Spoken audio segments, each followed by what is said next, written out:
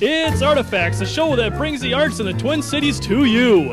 On this edition, Beth Robinson is fired up about pottery. Deborah, Foutch, and Wiegand talk about artist housing. Kevin Kling toots a didgeridoo with John Van Orman on banjo and Dick Henselt on Northumbrian pipes. And the singing ranger, Charlie Maguire, sings about the Mississippi. Plus, roving reporter Gina Filigenzi talks music with Councilmember Jim Niland. All this and more on Artifacts, July 1999.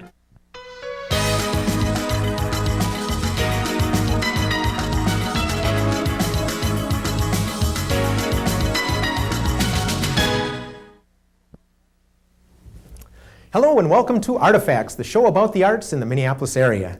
The good old arts and the good old controversial arts. The local arts community in the last so many years has encountered, now get this, sexual improprieties, embezzlement, strikes and pickets, censorship of and by arts groups, poisoning, allegations of Nazi-looted art in a local collection, attempted murder, a bomb incident, a triple homicide, and no less than 2 valuable violins stolen. And now a local actor has been busted as a 70s revolutionary. Well, we're going to stick to tamer stuff this month on Artifacts. We've got Beth Robinson, who runs Fired Up, where the only kill is for clay. Michelle Wiegand from PRG and artist Deborah Foutch will be talking about artist housing. And Kevin Kling and John Van Orman are here to talk about folk song and dance of Minnesota. And to wrap up with some performance, the singing ranger, Charlie Maguire, and his friends will be here to perform. We've also got Gina Filigenzi with Councilmember Jim Niland about hot music in Minneapolis. I'll be back with Beth Robinson right after this clip from On the Ropes. I've basically been at this gym for like 16 years. 16 years as a fighter, now as a trainer. Every other gym is like a business venture. Bedside gym is more like a family, you know what I'm saying? At times, I get fed up. I say I'm gonna leave this gym. See, it's hard to leave this gym. We don't have a lot of equipment. We don't have a lot of glamour. We done came from the no heat to some heat, from no light to some light, the pocket missing off the pants. Sometimes the guy that don't have it, he's hungry because he's trying to get it. Every day we walk the same streets, the same corner that smells the same eyes. Simply staying alive. We see the world through the same eyes. The daily question is what we got, have or have not. If you ain't out to get mine, then I'm out to get ours. These numbers used to be sour. Black people used to be power. Pick with a fish now, who counts? See Popo every hour. They know the spot like who doesn't. Over my block steady buzzing, and I know that they know who runs it. But they ain't there when the guns in. But let me pack a steel weapon and let the coat when I'm stepping. And I get rich down, pass, slap with big talks and questions. We're here to live, we forget. So all my people got that. I got no time, but we set it. Drive out with Texas and Jetty, never been caught or arrested. So God bless plus perpetual. When evil thoughts was invented, return to sender convention. In every ghetto and jungle, they keep the wisdom and humble. So Shaitan may make me stumble, my foundation can't crumble. We ain't racist, but we anti-gravity. Cause these streets can't hold me down, I'm carefree. And if you ain't trying to win, then it must be me. And there's no place I'd rather be.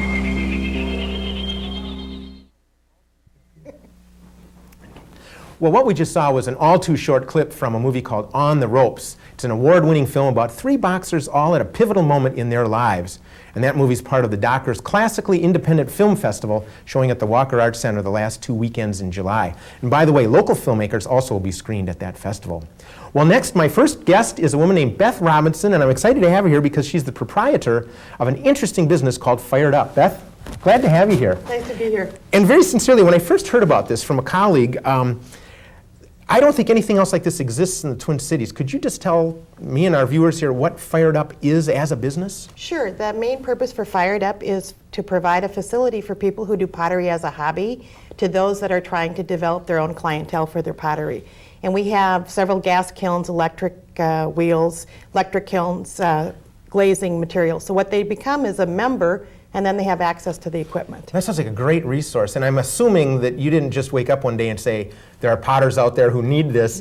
I bet you had a background in this too, is that right? Well, what I really had is I had taken a wonderful class over at Northern Clay Center, which is a great place to take nice resource. Oh, yeah. Great classes. And had done it and really enjoyed doing pottery and decided I wanted to do it as a hobby. But there was no place to fire your work, and so the only place you could go was Northern Clay or one of the other places like Minnetonka or Edina had classes. But then when classes were done, you didn't have any place to work. Oh, is that how it works? I mean, as long as you're taking classes, Oh, you can yes. use the facilities, but it isn't. You can't just drop in. Right, correct. Oh, all right. Well, that'd be a problem then. Oh, yeah. So Yeah. as a hobby, if you want to do it at home and under your own speed and all those kinds of things, there is no place to go. Well, what would happen? I mean, I have this impression that there are hundreds, maybe, of potters, avocational potters out there with clay, just drying out on the shelves in the garage? Well, or- I don't think so, but I think what happens is that people just keep taking classes and all wait the right. 4 weeks in between the classes. Or they know someone who has an electric kiln, so they change Mm-hmm. the kind of clay that they use so they can use a lower fire clay, or they know a production potter. Well, a lot of us don't know production potters. Yeah, I don't know too many myself. Yeah. So I So they're just- scrambling, is what you're saying. Yes. In fact, I do know that Fired Up right now is the only place that has a gas-fired kiln that people can gain access to without being in a class. Oh, well, that's pretty good. And we should mention where this is. It's right here in Minneapolis. That's correct. It's at 1701 East Hennepin, right at Stinson and East Hennepin. Okay, so technically northeast Minneapolis, I think, Very on that good. side of the street. Are you part of the Art of Whirl thing that goes on? We have the past 2 years. We've only been around for about 14 months, and so this was really our first year that we had any kind of pottery there. Right. The first year we asked someone to come in to have some pottery because we Right. didn't have Bring any it in. members. Well, 14 months, so then you had just started when the 98 Art of Whirl was happening. Absolutely, there. yes. Now, you come out of a bit of a business background, so that's not the scary part for you? No, running the business? the part that worked really well, or where I was really lucky, is my instructor, Tina Eldridge, and myself. I was sort of the money person behind it in the business background, and she provided the technical aspects, because firing a kiln and dealing with clay issues, questions people have, and all those kinds of things, you need someone who knows much more about clay than I do. Well, and the heat. I mean, I think you were telling me 2,300 degrees. Right, we do cone 10, what's called reduction firing in our gas kiln, which is That means it's hot. really hot. Really hot. Yeah, you'd burn the gingerbread if you put it in there. Right. The first time we fired the kiln and it got to over 1,500 degrees, I realized that I was creating lava, and if something happened, there was no way you were going to cool that off. Head for the high ground. Really? That's pretty impressive. Now, you mentioned your mentor, I think, and you brought some wonderful pieces here. Did I overhear you as you're setting these out? At least one of these pieces is by Yes, her? 2 of them. Let's take a quick look here. This is one of her pots. She does this really nice little thing with the bumps. Oh, that is lovely. And I hope our camera can come in here because there's some nice texture on here. And they kind of drop down as this piece widens at the base And this here. is porcelain, which people know about. Usually you can do it really thin. The hard part about pieces like this is having such a skinny, tiny neck. So she's quite good. I mean, Do you work with a tool to get down in there? well, she does both. She works with a little tool in her little hand and she pulls it up. So not my stubby finger. That wouldn't work. She does a great job with those Okay. things. And that was, her name is? Her name is Tina Eldridge. Okay, who and she else? teaches at Northern Clay. So. Oh, all right. And who Still else does. do you have here? Okay, this woman, her name is Barbara, and I never pronounce her, Zavruha, and this is her pottery. And This is lovely. Yeah. I really like this. Look at these. I like the blue here. Now, this is obviously a different kind of glaze? Yes, different glazes, and this is also a different kind of clay. This is buff clay, Okay. Nice earth tones on these. yeah. Yeah, I like that. and this is also Tina's, just sort of a sculpture piece. Now, is You this could- something you would put flowers in and stems? Sure, Okay. sure. It would be on your table, and it's really a piece of art in and of itself. Yes, you could just leave it there. I mean, you wouldn't have to make use. I'd be doing something like toothbrushes or something. So this is very lovely. Yeah. And people have a sense of humor. This is one of the women. She does wonderful Oh, things. look at this. Yeah.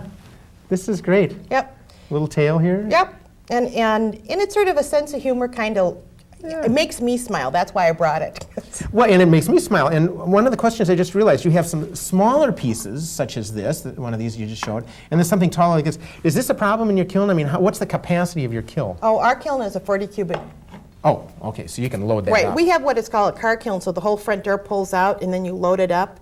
And so we have bricks that we put different shelf heights, and then if you have really tall stuff, you put it usually on the top because you can get a couple of feet. Okay. Did we miss one or two here? I don't want Right. to overlook. This is a woman named Jan, and she does porcelain. It's too bad you can't see the flowers. Let's but- hold it real tight. I don't know that the camera can pick this up, but embedded here in the same color, Right. under the glaze, is a fairly subtle, and you're right, they're flower petals, aren't they? That's Yep. lovely. And this is a nice Japanese student who came from Japan, and he's still around, and his name is Tetsuya. We call him T because it's just easier. I love this sort of pinched treatment on here. And this woman does teapots, and her name is Judy.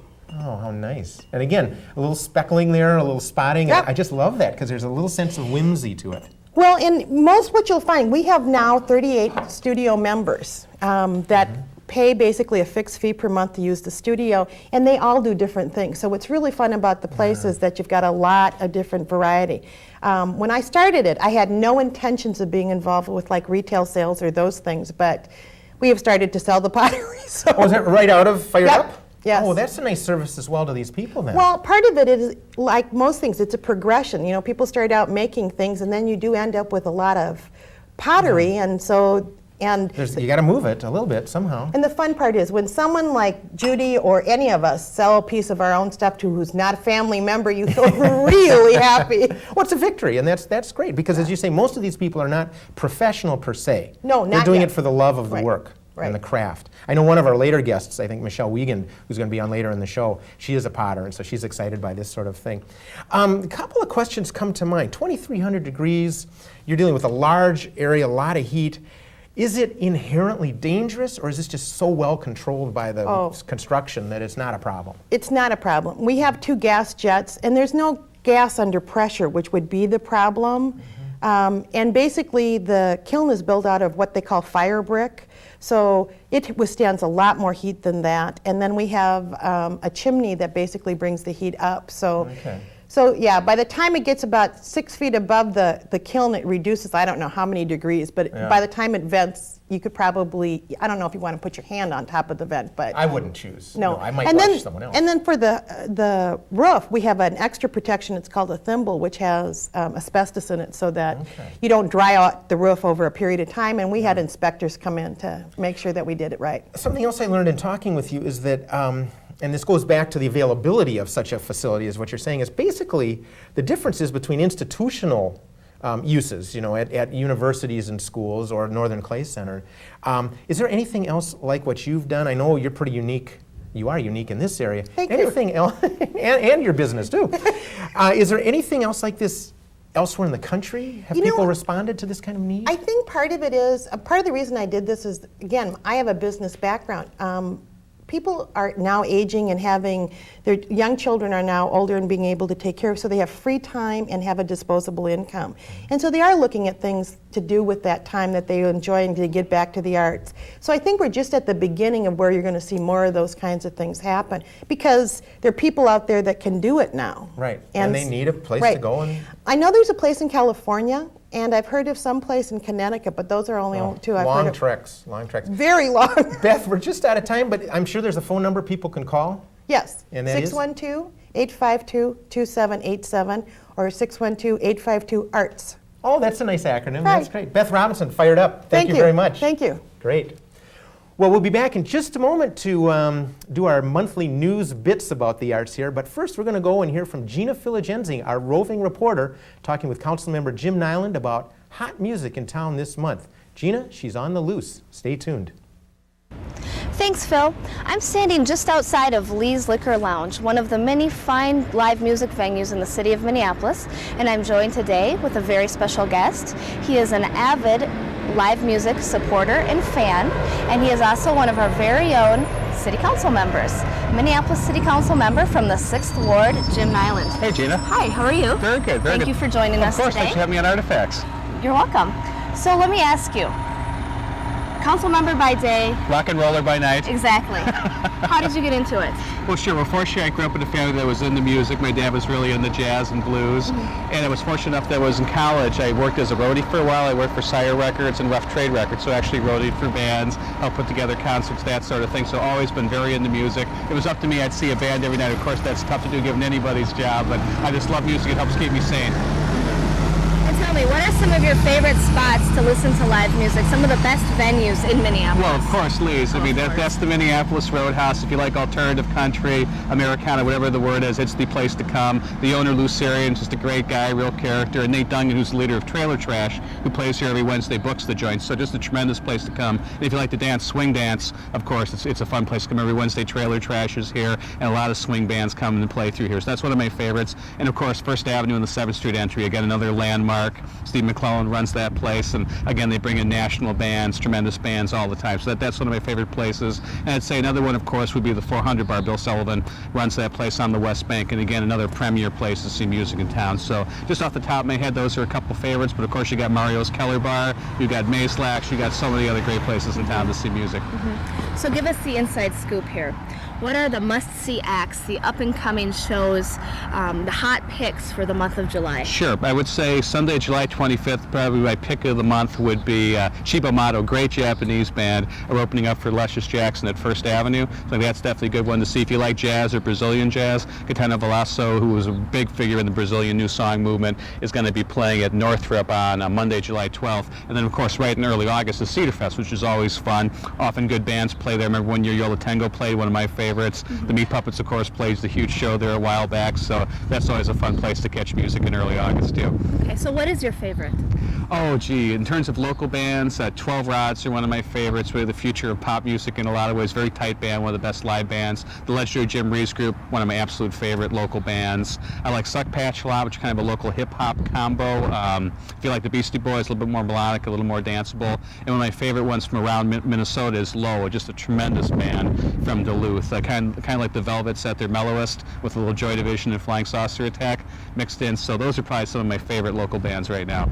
So will you be going out and hitting the music scene tonight? Oh, absolutely. There's a great double bill, of course, across the river in our sister city, St. Paul, but at the Turf Club, another great club to see music. Split Lip Rayfield are playing with the Meat Purveyors, and Meat Purveyors is just a tremendous band from Austin, great woman singer. So I caught part of their set at the Turf Club last time they played, so hopefully tonight I'll catch the whole set, but that's what I'll probably be doing tonight. We'll have fun. Well, thank you, Gina. And there you have it, first-hand information from the music expert himself, Jim Niland. Thank you for being here. Thanks for having me. And remember, get out there and support the local music scene, and you never know, you just may run into Jim. I'm Gina Filigenzi, reporting for Artifacts, and back to you, Phil.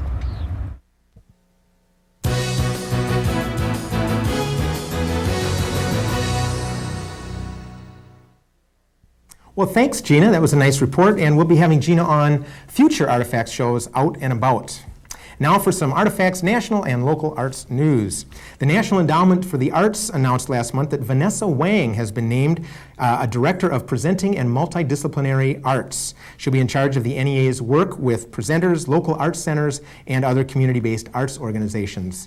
Wang is a multi-instrumentalist, a composer, and a performer. She begins at the endowment this month.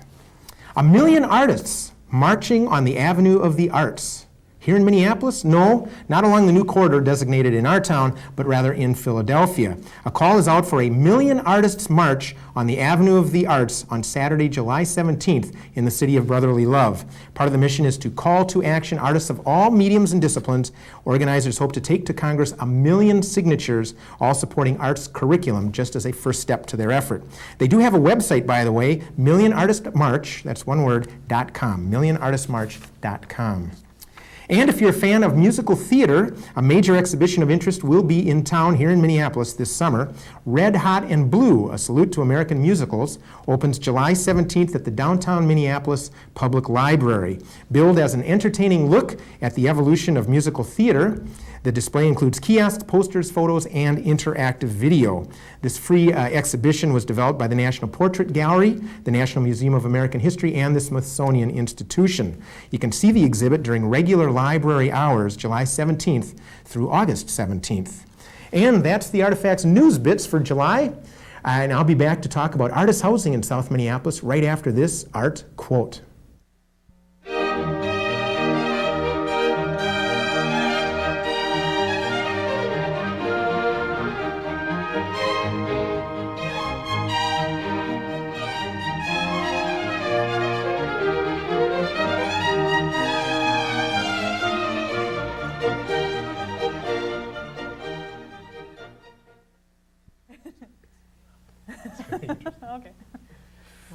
Well, our unfounded exuberance for Greenspan quotes ends this month. Our next topic is about artist housing on Chicago Avenue in South Minneapolis. It's an exciting project, and with me to talk about it is Michelle Wiegand, who is the Executive Director of PRG. Michelle, it's great to have you here. Nice it really to is. see you, Phil. And multi-talented artist Deborah Foutch. And it's a pleasure to meet you and have you here. This is great.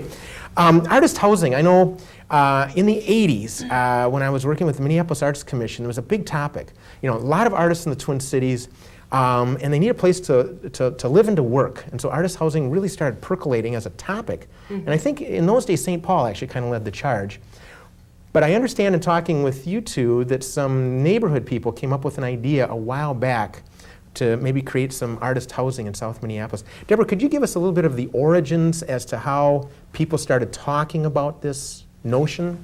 It actually came from a couple block clubs. Ours is on 32nd and Columbus, and the block club that's on 31 and Elliott, 31st and Elliott to 32nd. Okay. And we started meeting together at the Chicago Avenue corridor meetings where when NRP started happening, there was people who would come and talk about what do we want to do about Chicago Avenue. It's the borderline between Powderhorn neighborhood and Central. Okay, and Elliott is actually in the Powderhorn, and Columbus, you said? is in Central neighborhood. What a nice coming together of Yeah. two neighborhoods. Yeah, and we're both neighborhoods are populated with artists. I mean, Yeah, it's rich. You can come in and buy a big duplex and have a space to work, Yeah. or live in an attic and not have a lot of space to work and then have to go find a studio space. And when we started talking about artists having space, we were also artists who wanted to live in neighborhoods and not live downtown in a warehouse. We want to have a garden. We want to be able to have our kids. So we started thinking about, okay, could we have artist housing where you have a house and a yard, Yeah, yeah, and with your green studio, space. and your studio Yeah. space. And there was two pieces of property that were pretty close together. On Elliott, it was I don't remember the address, but it's in the South of 3100. Lake Street. Yeah, south Yeah. of Lake Street. And there was a big piece of property that was going down. It was an apartment building that wasn't functional. And on our block on 3200 in Chicago, there were 4 pieces of property that were owned by one person. Oh, and interesting. And that person got an illness and Okay, so tried the to sell properties tried to sell the 4 as We're a coming block. onto the market? Yeah, and tried to sell the 4 as a block, and actually the properties weren't being maintained very well. Yeah. And the block club started talking when they came up as a block. Okay, what could we do? Yeah. And we had meetings for maybe 2 years. Okay. When did this all start? In probably 1990. Oh, okay, so way back. It's been a while. Yeah. And this was led by the block clubs themselves? yeah, and we then what, you started invited artists talking. in, or? Yeah, what could we do? And NRP was coming to us saying, okay, block clubs, what do you want in your neighborhood? We should What do you explain to want? people, NRP is the Neighborhood Revitalization Program, which is a pot of money that neighborhoods can use to do revitalizing. based on their own criteria. Yeah. And a lot of it was supposed to be targeted toward housing or quality of life issues. Oh, that's a and good we point, were actually, trying yeah. to we were Yeah. trying to affect.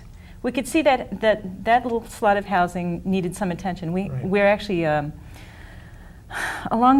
that block. We're really densely. It's a dense block because it's lots of duplexes, but we're lots of homeowners. Mhm. It's homeowner occupied. Yeah. So we talk to each other about who our renters are and what kind of and as this property was becoming unsettled, the block club would meet and say, okay, what could we do with this piece of property? Right. And we talked about homeless shelters, and we talked about elderly housing. We talked about lots of things. We talked about taking it all down and having an urban forest. Oh, really? That's a radical about idea, lots yeah. of things. Yeah. Everybody got to bring in their thing, and the thing that most people agreed on was, okay, we already have artists in the neighborhood. What if we had them, the studios up toward the street, Yep. which would be a buffer for your house. Street facing, yeah. Yeah. So the studio would buffer your house from the stuff that goes on a busy street. Mhm. And then your studio behind and a yard. Well, sounds and like then and your neighbors are artists. Yeah. And we also wanted Nice to, co-location. yeah, and we do have a lot of artists in the neighborhood, and we also wanted kind of a focal point for them, like a place where they'd be meeting. Yeah, And- a little critical mass of them there. Yeah. Well, now I've got to ask, because you had this idea and there was an opportunity on the real estate side, how did that come over to PRG? And we should ask, first of all, PRG is a development organization? Right, it stands for Powderhorn Residence Group, and we're a nonprofit community development corporation with a mission to provide affordable housing and housing-related services. And we had 4 blocks up the corridor, we had done, well, actually 2 blocks up, we did Dovetail, which was a 10-unit development for low to moderate income families, and Dovetail being a carpentry joint. So this, again, was the Powderhorn and the Central Neighborhood joining together on an effort, and that was an area that had problems with crack houses and dealing and things, lots of dilapidated properties. So we did this comprehensive block redevelopment in about 1993. We completed it. So I think that's where we got hooked up with the neighborhood, because that's a very attractive, right, Yeah, with the two neighborhood groups, with attractive projects, with challenging situations, and they invited us into. And not least of which is just working with neighborhood groups. Well, because as you were saying earlier, I think a lot of meetings, different schedules. Yeah, partnerships, right. Yeah. Lots of Well, personalities. I wanted to ask about partnerships. So in addition to the block clubs, which is literally on that grassroots level, and then the larger neighborhoods that Deborah was mentioning, who are some of the other partners? Because an effort like this doesn't happen just with goodwill and intention. You got to start there, and then financial partners and Well, other the kinds. Central Neighborhood Improvement Association and Powderhorn Park Neighborhood Association are the two neighborhood organizations. Then we have the funders. We have the Greater Minneapolis Metropolitan Housing Corporation that came in with the seed money. We have the Local Initiative Support Corporation. They brought in some project money. The Minneapolis Community Development Agency, Riverside Bank, the Homes Initiative, and I hope I'm not forgetting Quite anybody. a crew, though. Nice that they all came to the table and right, helped out. We've got a few more minutes left, but I wanted not to miss the fact that you, Deborah, are a talented artist, and you brought some pieces that you've worked on. Yeah. And before we go in more about the artist housing, would you be willing to show us maybe piece by piece some of these nice objects that you brought here and hold them up for us? I've been a doll maker for, actually since I got out of college. Bless your heart. And I like to put them in little settings. They're my little storytelling tool. And this one I call my mother house. It's very cozy. Cozy reading, and then it takes you somewhere else. And just to make sure that our viewers see it, we've got books down here. We've got a few fronds, I think. Is that a great crane flying in the background? Yeah. Is that mom and a child reading? Reading can take you. Very take cozy. you. I love the out of your expression house. that you do, and we'll see more here in the other faces. What else do you have? And these are actually sort of different configurations. You have the box here. Well, the thing about dolls is I like to play with them. I like to give them places to go and things to do. Like these are my little water women, which when I put it in my spell check said it's not a word. Waterman is a word, but water woman isn't. Well, we'll change that. So, So I like the idea of just taking your own journey, and I always make them a couple pieces of luggage to Well, you carry. need that. I mean, if you're gonna make dolls, you and gotta I don't know if play our with them. camera's going to catch it, but it almost looks like this person here is blowing into the sail and Yeah. powering. Is that herself along her life's journey there? That's sweet. Yeah. That's very nice. I like the boats. The characterization of the waves here. This is. Yeah, and the wire serves two functions. It's the water, and it keeps it from tipping over. Yeah, I was being abstract there, Deborah. Yeah. And this is my little summer house. Oh, isn't that nice? And again, I'm hoping, I know the camera can get in there, but I hope our viewers can see the shells that you work with there. It's lovely, and then the leaves. Well, my son and I, when we go out on walks, we find things. Or when we go to the beach, I bring things home. I'm constantly bringing things home. One of the things I make is a doll that's a woman in a crow suit, and she's just got a pocket full of stuff, because crows will gather things. Oh yeah, up. They're gatherers, and that's me in my studio. What else do you have here? The other things I make are angels. Oh yeah. But they're angels of a different sort. This one I call an earth angel. Mm-hmm. Nice beadwork on that. Beads and leaves and earth tone colors. And this is the angel actually I started making for myself when I started making my living as an artist. This is what I live on, art. And congratulations on that. That's impressive. This is my angel for letting go of things, which you have to do if you're going to try and live on your own work. Well, you got to. And your pieces, though, are in various places around the Twin Cities. Yeah, Uptown Art in Calhoun Square. The Bibelo has my things. Yeah. We do art. Come to Powderhorn Art Fair. That's a great thing that happens in our neighborhood. The first weekend in August, it's the 7th and 8th. Okay. It's a great art fair to come to. Indeed it is. Yeah, it's the same weekend as Uptown, but you can, when you get tired, you can step out and sit under a tree. In the Powderhorn area among other artists represented. Well, we do have just a moment left, and I wanted to commend you all for coming together around a very important definition. And this ties in with, I assume, who is sort of invited to take a look at these artist houses. And what you have is a definition of an artist. And Michelle, would you just read that off? Sure. It's one who produces, practices, creates, and or sells their arts or crafts. Artists define themselves by their creative abilities. They articulate their creativity through a chosen medium, which may include visual, graphic, literary, performance, or textile apparel arts. That's well said, succinct. And you came up with that in kind of a consensus of Yeah, we people went to the artists in the community. neighborhood and said, what do you think what an artist is? And they boiled it down, and this is what you came up with? Yeah. That's great. Well, ladies, we're just out of time, but I know if people want to get in touch about Artists on Chicago, there's a phone number they could call. What is that? It's 612-827-5527. Okay, and that's the PRG Right. number, and you'll route them through to other artists or Right, they can call us Yeah. and we'll figure out real what estate they, people and all who they that. need Yeah. to talk to. Michelle, thanks. Thank Pleasure you, to have Phil. you on the show. Yes, Deborah, thank you. nice Thank to meet you and Nice see to your meet you. art. Oh, thank you. Pleasure. Well, we'll be back to talk folk music with Kevin Kling and John Van Orman right after this interesting art fact.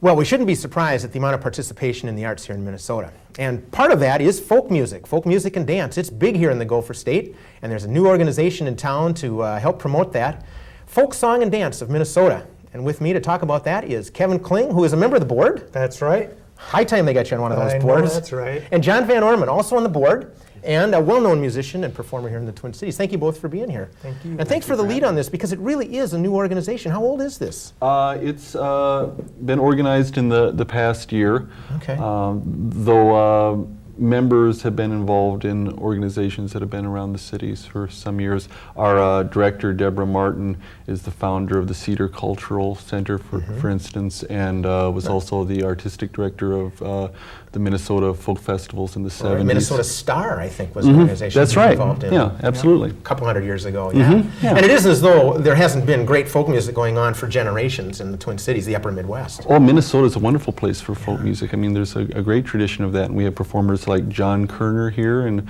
of course, people like Bob Dylan, Leo Kottke, indeed. coming out of Minnesota. So What do there's you a great think tradition. gives the impetus to that? I mean, what are the traditions in Minnesota that gives us that voice? Well, I think people here have, it being largely in immigrant culture, where people have held on traditions and valued them. So it's cultural maintenance in a way. I mean, bottom line, people want to remember what was going on in the old country or where they came from. Yeah. That sort of thing. Kevin, how'd they line you up? Because I know you're a busy guy in your own right. Yeah, well, basically, John gave me a call. Oh, okay. And John and I are friends from way back, and I've got an interest in this also from a storytelling perspective. The tradition and the folk involved with storytelling is so similar to the music, and it's just wonderful to see these traditions come to life, because most of my involvement is the fact that I think it's still a living form, that a lot of people think of it as an old form, but in reality it's for people, whether, at the time. So I'm excited because it's not a revitalization for the art, it's a revitalization for people to get involved with the art. It's almost a paradox, because almost everybody comes from some personal background, tradition, ethnic history for which music and dance was a part, and yet I bet there are a number of people out here watching this show that really don't identify with folk music, and yet this is about their own lives. Yeah, it's true. Yeah. Absolutely. Now, I know once, a few years ago, Kevin, you were on the show and you brought, I think, was it this same I think I did, yeah. instrument here? Yeah. Now, is this just something you carry around in the car all the time, or why'd you bring this? No, this this is a didgeridoo, and this is I got in Australia. It's probably one of the older folk instruments, I guess. And it's a piece of eucalyptus that ants actually hollow out, and the Australian Aborigines cut off and blow through and make a sound. And so it's a... You still doing the circular breathing? Yeah, I am. Are you? Because that's what it takes to do this on a continuous basis. That's right, yeah. Can you gear up very quickly and give us Sure. 2 quick breaths? It's not the prettiest thing to look at. Well, that's all right. We'll be listening. All right. Imagine, if you will, close your eyes, folks, and just listen to Kevin Kling on the didgeridoo.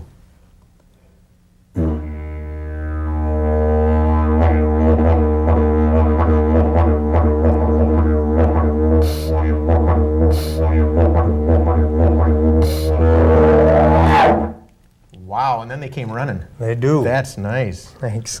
And John, you brought a number of instruments, which we're not going to get a chance to hear you play all. But why don't you just, for our viewers, just hold up, if you will, what you brought and tell them what some of your instrumentation is that Certainly. you play. And this sort of reflects the breadth of the festival, too. I mean, we're representing various traditions. For instance, Swallow the Earth is doing a lot of African material. We have, as well as the European traditions that are being represented. Well, for those of us that don't know, what is this is this a instrument? hurdy-gurdy. This is a hurdy-gurdy. And this is one I made that's styled after typical French instruments of the 19th century. The hurdy-gurdy is an instrument that's found in various European cultures. It's classified as a bowed fiddle.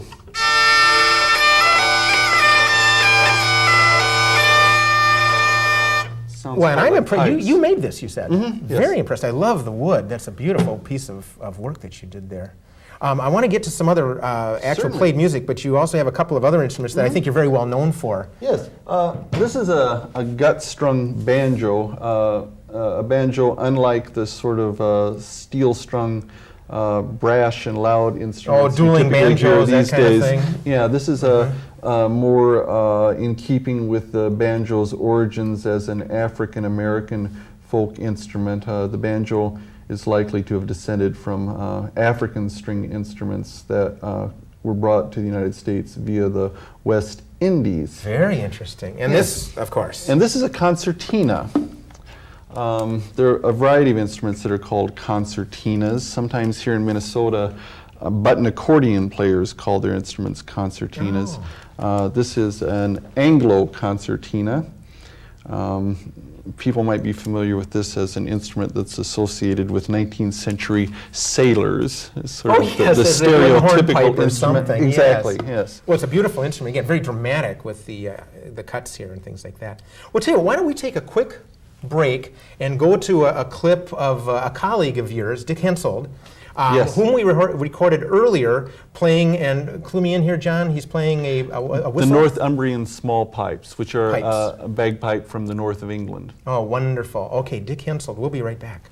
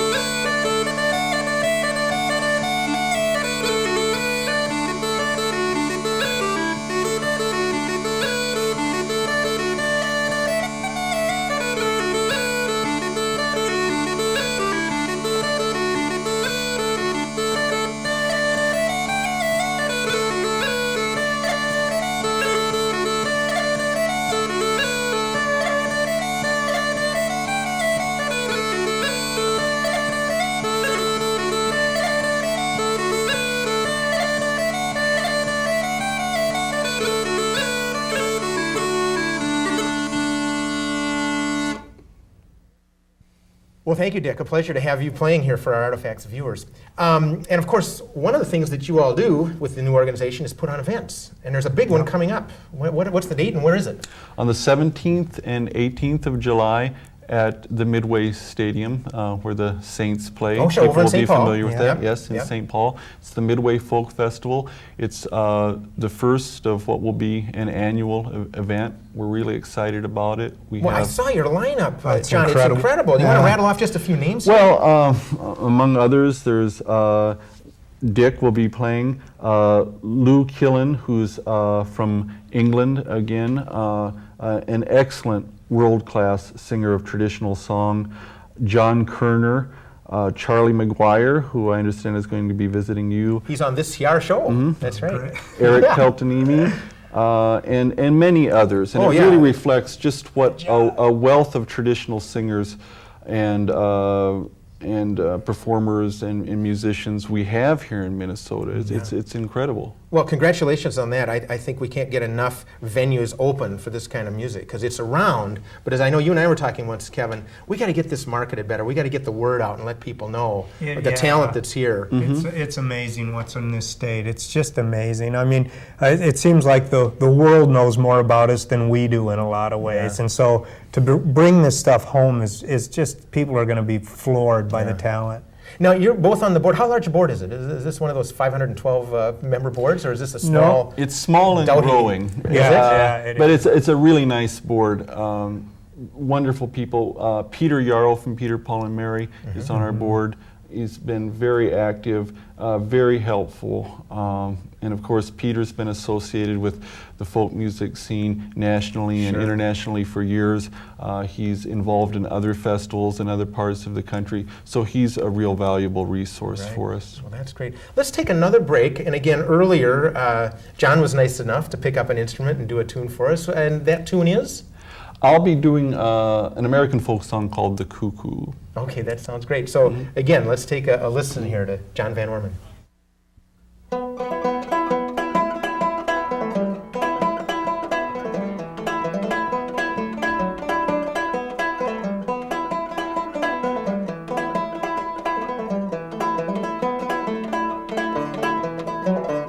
Well, the cuckoo is a pretty bird, and she sings as she flies, and she never hollers cuckoo till the 4th day of July.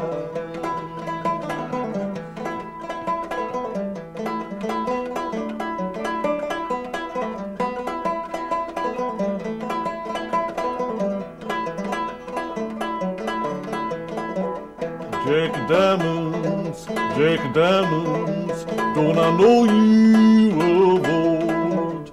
You robbed my poor pockets of the silver and the gold.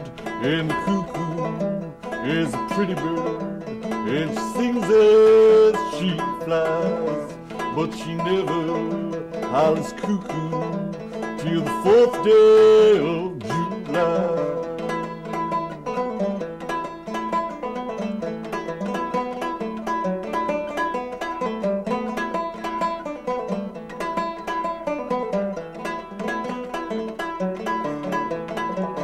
I played cards in England, and I played at cards in Spain, and I bet you my last dollar that I beat you very next game.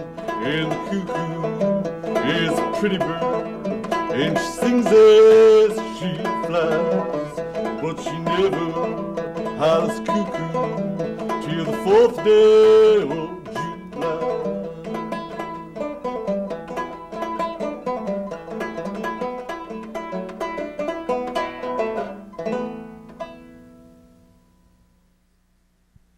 Thank you, John. Nice to hear some nice tunes on the show here. We kind of mentioned tangentially earlier that there's a lot of music around here, and other than festivals like you all are helping to put on, where can people here watching our show, where can they go out and hear this kind of music on a weekly basis or every month if they wanted to? There are a couple of venues. There's the Cedar Cultural Center, which often has excellent performers. It's over in the West Bank in Minneapolis? Yes. Myself and a few other performers play at the Loring Bar, which is a that's a nice venue for this. It's a great venue for alternative music in the cities. Still going? Oh, absolutely. Great, yeah. And they're an important resource in this part of the Midwest. Yeah, they're down on what, Penn? On Penn in Richfield, yes. Great organization, great place. Well, now I know you've got the event coming up. I also think maybe some folks might just want to get involved with the organization, whether they're practicing musicians or can just civilians join and get a contribution. And we're soliciting for volunteers to be involved with the festival. Oh, all right. Oh, it's going to be a blast. Yeah, get in on this. Okay, now one of you is going to rattle off a number here that if people want to find out more about the group and the event. Right. For volunteers, if Okay. you do want to volunteer, which would be great, and it is going to be a really fun day, that number is area code 651-647-0722. Now that's just specifically to volunteer for the one event. No, Right. that's also if people want to call for advance tickets. Okay, so the tickets or volunteering. Is there a general number then for the organization? That is the general number. Same thing. Yeah, 651. call that darn number. 0722. That's the number. Great. Gentlemen, thank you very much. We've run out of time. Thank you Thanks so much. Good to see you here. Yeah, we'll John, see you a pleasure. there. Thank you. Thank you. Well, and guess what? More music coming up. The Singing Ranger, Charlie Maguire, will be here with some friends. It's happening right now on Artifacts.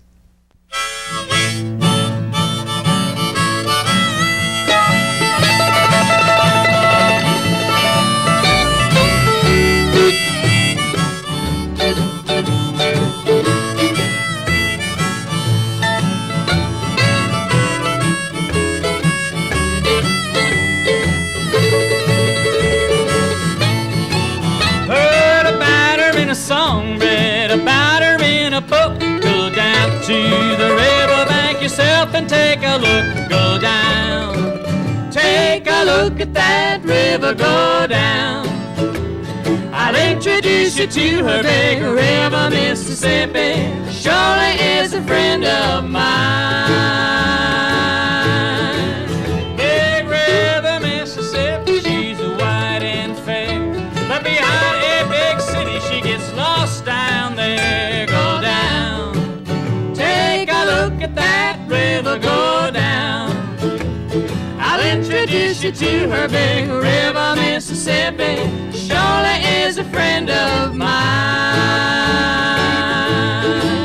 Big River, Mississippi, I found my home, blowing like a dancer when I wake up in the morning. She's my longtime pal. It's true, we met the same way. I'm telling you, if you can't see her even driving slow, pull over and park, go down and say hello. Go down, take a look at that river. Go down, I'll introduce you to her. Big River, Mississippi, surely is a friend of mine.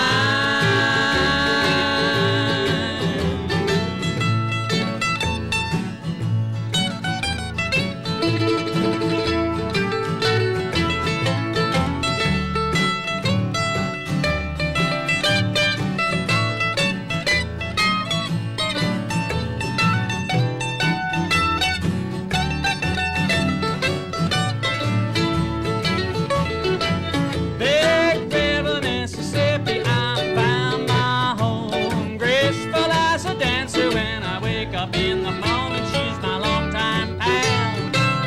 It's true, we met the same way. I'm telling you, in 1988, the Congress did say she's a national river, she ought to stay that way. Go down, take a look at that river. Go down, I'll introduce you to her. Big River, Mississippi, surely is a friend of mine. Big River, Mississippi, surely is a friend of mine.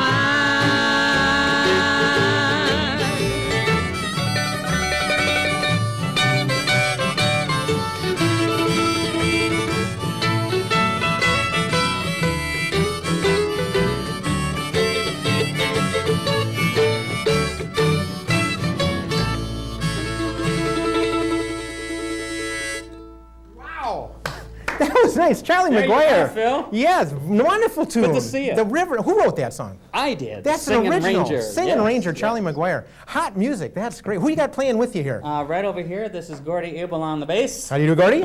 And right behind me is Lisa Fugly. Lisa, thank you very much. That was great. You do a lot of tunes as the Singing Ranger around our natural resources. You got some events coming up later this Right. month and next. Right. What's happening?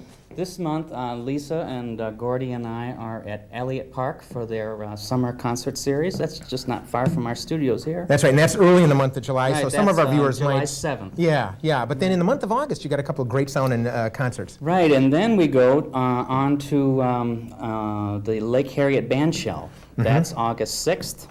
in the evening, and then we're also at Nicollet Island on August 12th. That's great. And that's just a couple of the things that you do as the year goes on as the Singing Ranger. Oh yeah, I write songs about the Mississippi River for the people of the United States. And that's wonderful because it's a great resource right here in our town, and you're a great resource, and I want to thank the performers that you brought with you. That's great.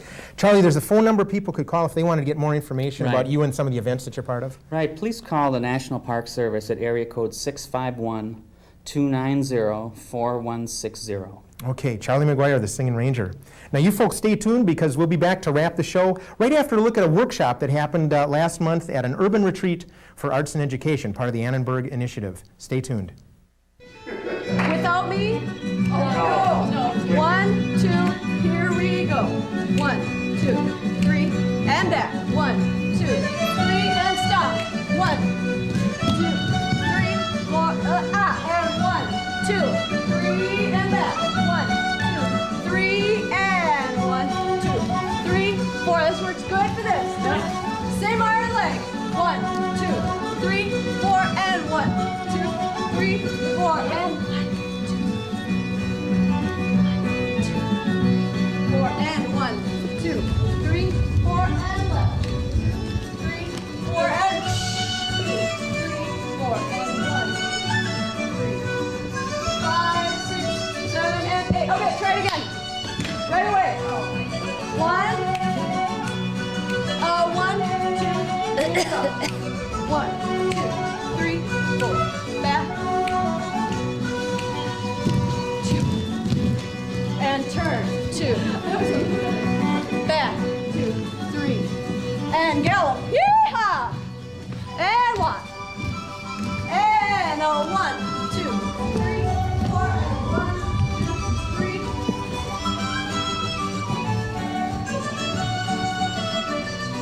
And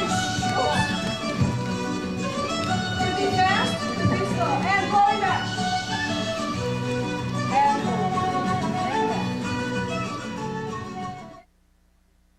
Well, our thanks to Paul Augustin, who's been documenting the Annenberg Arts Education Initiative, and what you just saw was, I guess, a dance workshop that happened last month at their urban retreat for the arts.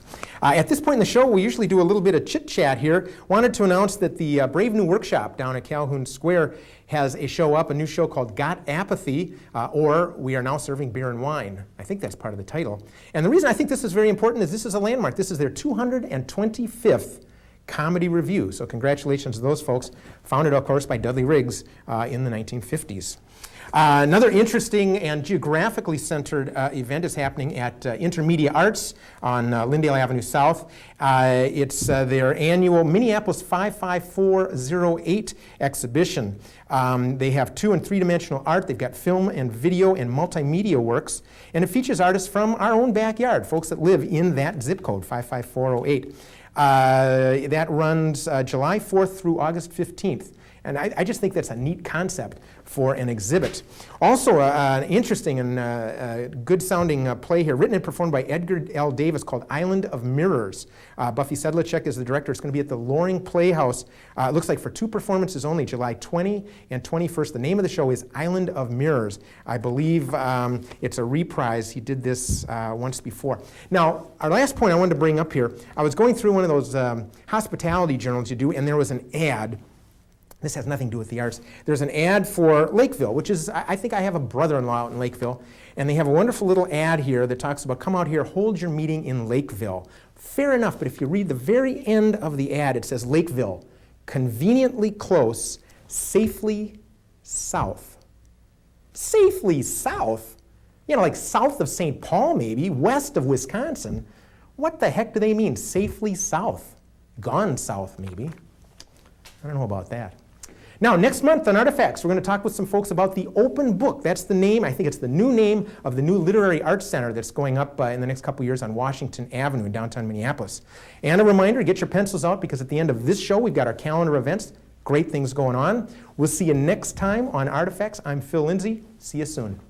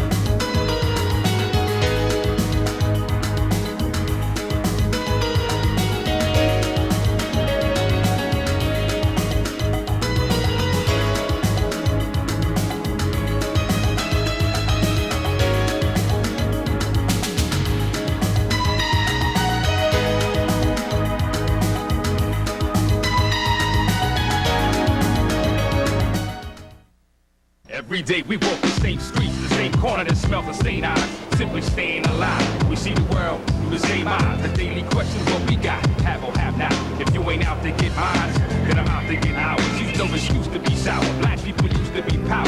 Hit with a fist, now who counts? See Popo every hour. They know the spot like who doesn't. Over my block steady buzzing, and I know that they know who runs it. But they ain't there when the guns in. Well, let me pack a steel weapon and let the coat when I'm stepping. And I get frisked down, past slap with big targets and questions. We're here to live, we forget. So all my people got dead. I got no time when we set it. Drive out with text and jet it. Never been caught or arrested. So God bless plus perpetual. When evil thoughts was invented, return to sender convention. In every ghetto and jungle, they keep the wisdom and humble.